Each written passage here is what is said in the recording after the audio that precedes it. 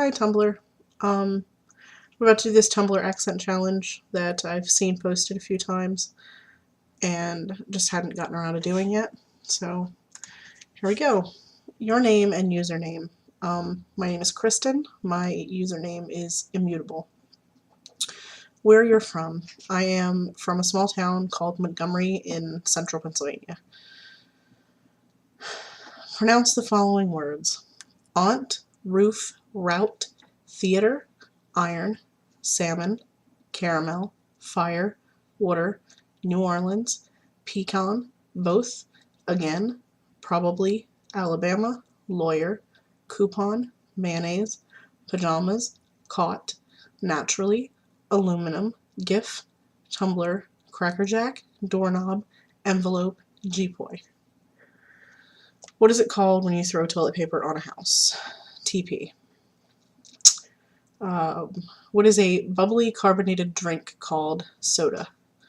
What do you call gym shoes? Sneakers. What do you call your grandparents? Gram and Pap. What do you call the wheeled contraption in which you carry groceries at the supermarket? A cart. What is the thing you change the TV channel with? The remote. Choose a book and read a passage from it. I'm reading from The Neverending Story.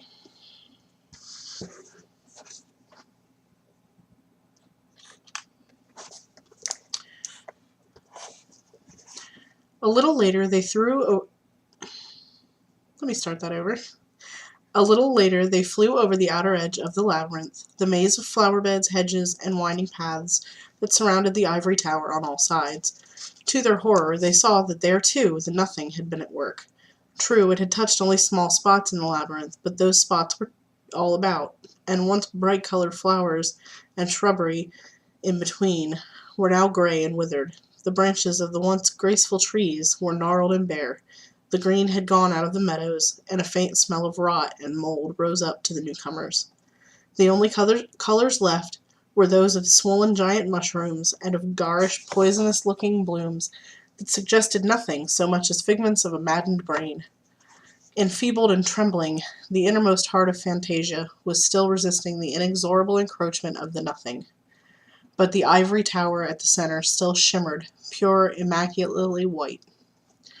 Ordinarily, flying messengers landed on one of the lower terraces, but Falcor reasoned that since neither he nor Atreyu had the strength to climb the long spiraling street leading to the top of the tower, and since the time was of the essence, the regulations and rules of etiquette could reasonably be ignored. He therefore decided on an emergency landing. Swooping down over the ivory buttresses, bridges, and balustrades, he located, just in time, the uppermost end of the spiraling high street, which lay just outside the palace grounds. Plummeting to the roadway, he went into a skid, made several complete turns, and finally came to a stop tail first. Atreyu, who had been clinging with both arms to Falcor's neck, sat up and looked around. He had experienced some sort of reception, or at least a detachment of palace guards to challenge them. But far and wide there was no one to be seen. All the life seemed to have gone out of the gleaming white buildings round about. They've all fled, he thought. They've left the childlike empress alone. Or she's already... Atreyu, Falcor whispered. You must give the gem back to her. Falcor removed the golden chain from his neck. It fell to the ground. Atreyu jumped down off of Falcor's back and fell. He had forgotten his wound. He reached for the glory and put the chain around his neck. Then, leaning on the dragon, he rose painfully to his feet. Falcor, where must I go? He said. But the luck dragon made no answer. He lay as though dead. The street ended in front of an enormous, intricately carved gate, which led through a high white hall. The gate was open. Atreyu hobbled through it and came to a broad, gleaming white stairway that seemed to end in the sky. He began to climb. Now and then he stopped to rest, drops of his blood leaving a trail behind him. At length the stairway ended. Ahead of him lay a long gallery. He staggered ahead, clinging to the balustrade for support. Next he came to a courtyard that seemed to be full of waterfalls and fountains, but by then he couldn't be sure of what he was seeing. He struggled forward as if in a dream. He came to a second, smaller gate, and there was a long, narrow stairway, which took him to a garden where everything, trees, flowers, and animals, were carved from ivory. Crawling on all fours, he crossed several arched bridges without railings, which led to a third gate, the smallest of all. He dragged himself through it on his belly, and slowly raising his eyes, saw a dome-shaped hall of gleaming white ivory, and on top of it the magnolia pavilion. There was no path or stairway leading up to it. Atreyu buried his head in his hands. No one who reaches or has reached that pavilion can say how he got there. The last stretch of the way must come to him as a gift. Suddenly Atreyu was in the doorway.